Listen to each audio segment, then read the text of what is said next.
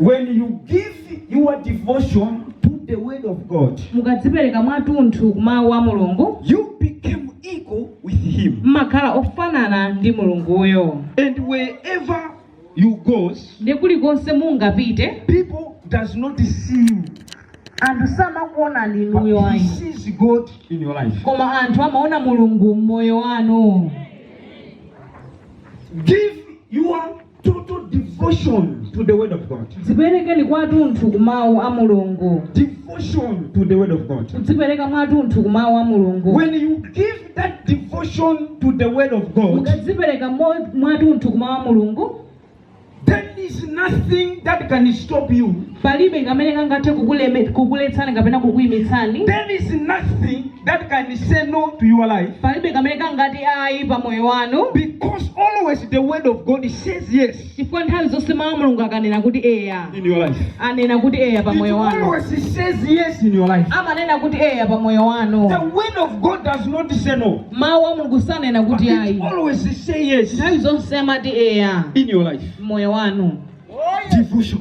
kudzipereka mwathunthu. In your Christianity journey, mu ulendo wanu wa chikhristu you need to use the word mukuyenera kugwiritsa ntchito mawu as only weapon ngati chida chokhacho that can build a spiritual life in you. chimene chingathe kumanga moyo wa uzimu mwa inu.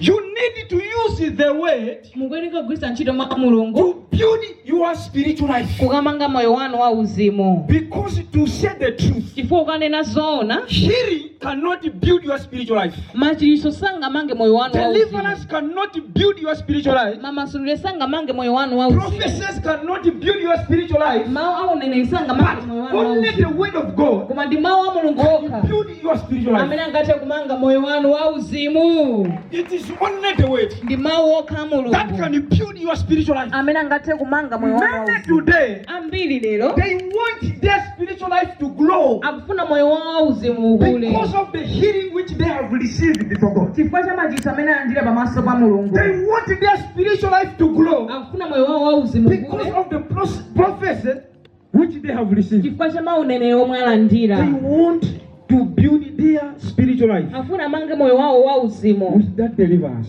ndi mamasuliro aja It alandira is aja. impossible to build your spiritual life zosatheka kumanga moyo wanu wa uzimu with healing. ndi machiritso. It is only the word of koma God ndi mawu a mulungu okha that can build you, amene angathe that can kumangani build your life, kumanga moyo that wanu, can build your spiritual life. kumanganso moyo wanu wa uzimu. When we go to the book of John chapter 1, tikapita buku la Yohane 1 verse 1, the Bible says, Bible kunena kuti in the beginning there was the word, pachiyambi panali mawu and the word was from God, ndipo mawuwo anali ndi mulungu and that word was God. ndipo mawuwo anali mulungu. In the beginning there was the word, pachiyambi panali mawu and that word was from God. ndiye mawuwo anali ochokera kwa That mulungu word was God. ndiye mawuwo anali mulungu. Meaning anyone who wants to build his life Sonzo tikunenesa amene afuna kumanga moyo wake should build his life with the word. amange moyo wake ndi mawu a Should build his mulungu. life with something that was in the beginning. amange moyo wake ndi china chake chimene pachiyambi chinalipo kale amene ndi Amen. mawu a mulungu. You need to build your spiritual life kwene kumanga moyo wanu wa uzimu with something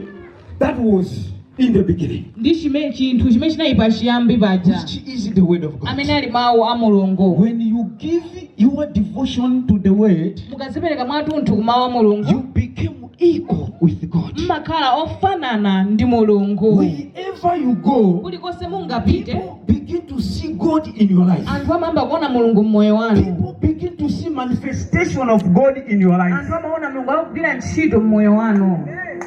Was the light of man. ndiye moyo unali kuwala kwa anthu. Was the life of man.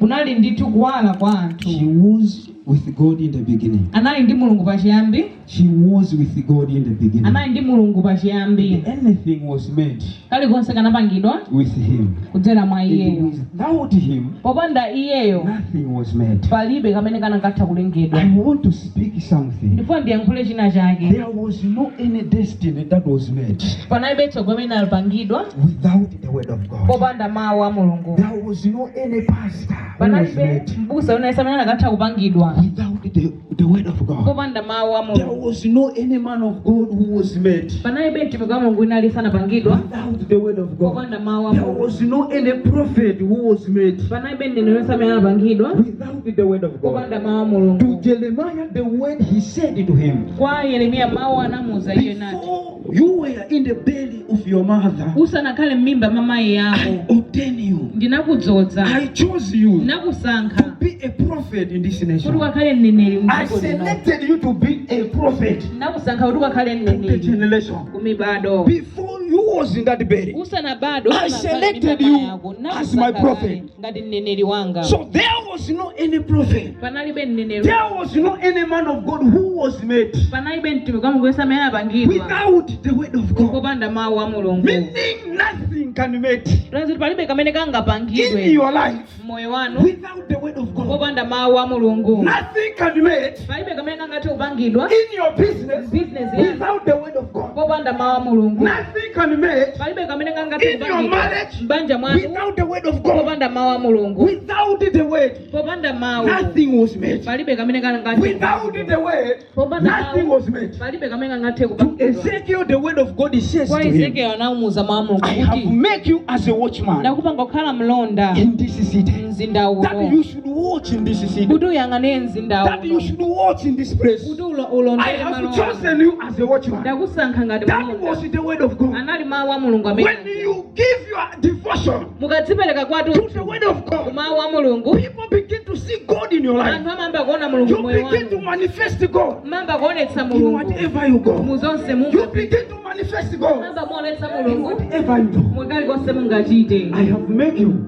Ndakupangani as a watchman. ngati mlonda. That was the word. Anali mawu, The word of God. mawu a The Mulungu, word of God. mawu a Mulungu. Don't just read the word. Musamangowerenga You need mawu, to give your devotion to the word. mukudziwene kudzipereka kwathu mawu a You need Mulungu. to give your devotion to the word. Mukene kudzipereka kwathu You mawu, need to give yourself to the word. mukene kudzipereka nokha You mawu a need Mulungu. to put your value to the word. Mukene kudzika mtengo When you wamwamba ku mawu put a your Mulungu. value, Mukazika to ine the word of mtengo wanu God, mawu a Mulungu. God begin to build a relationship with Mulungu you. wamamba kumanga nanu He begin to ubwenzi, build a relationship with amamba you. kupanga ubwenzi nanu. The relationship you value Ubwenzi umene ine is umamulemekeza the relationship you maintain. ndi ubwenzi umene ine umausunga kuti The upitirirabe.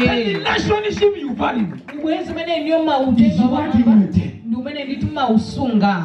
Lead the word Ziwerengane mawu a with Mulungu the devotion. ndi kudzipereka. Lead the word Ziwerenga mawu a Mulungu with the devotion. ndi kudzipereka. Give yourself into it. Mudzipereke nokha ku mawuwo. Give yourself into it. Mudzipereke nokha ku mawu a The Mulungu. same John chapter 1, Yohane 1 yemweyo verse 14. vesi ya 14. The Bible says, Bible kunena the kuti word of God come upon us mawu a Mulungu anafika pa and ine it became flesh. ndikukhala ndithu. The word of God comes upon us Mawu a Mulungu anafika pa and it ife became the flesh. anakhala thupi. And we began to see the glory Tinamba kuona ulemerero because of that word. chifukwa cha We mawuwo. began to see the manifestation Tinamba of God. kuona ndithu kuonetsedwa kwa Because mphamvu ya of that Mulungu word. chifukwa cha You mawuwo. need to give your devotion. Mukuyenda kudzipereka You kwathu. need to value the word. Mukuyenda mawuwo kuwatenga In your life. mwamba mmoyo wanu. Anything that was in the beginning Kali konse kamene kanali pachiyambi has the power of the beginning. kali ndi mphamvu kapa Meaning chiyambi. if you want to begin something, Tunazoneka mufuna kupanga china you need to chake. inquire that was in the beginning. Kwenda kufuta kuti chinali pachiyambi That you chija. should begin with it.